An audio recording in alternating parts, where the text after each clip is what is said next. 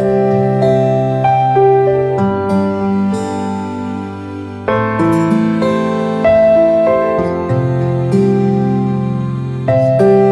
нас кроме исламской религии, именно архитектурных комплексов, также имеется именно католический костел, который относится именно к Риму, именно Ватикану. Также православный храм, немецкий лютеранский кирха, также буддийский центр, а также синагога.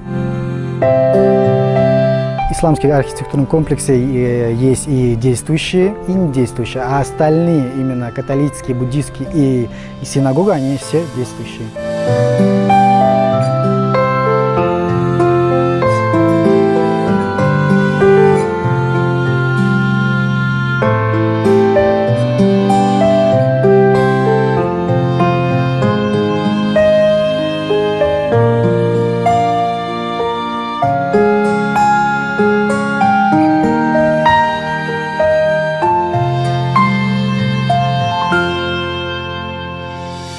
Буддийский храм в Узбекистане Чайнса, и он является единственным в Средней Азии действующим храмом.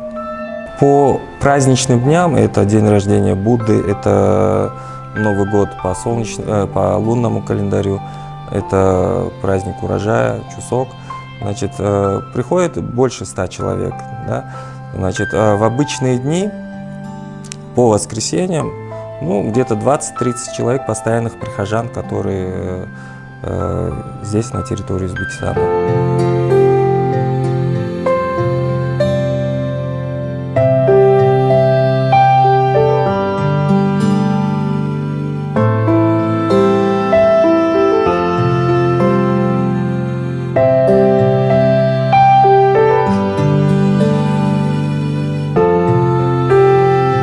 В Узбекистане существует 16 официально зарегистрированных религиозных конфессий, которые мирно сосуществуют друг с другом.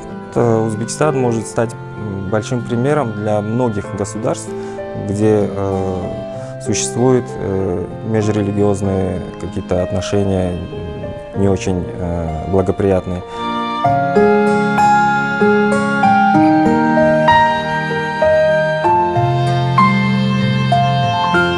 Концентрирует около 100 верующих местных, плюс представители иностранные, которые также, среди которых много христиан-католиков.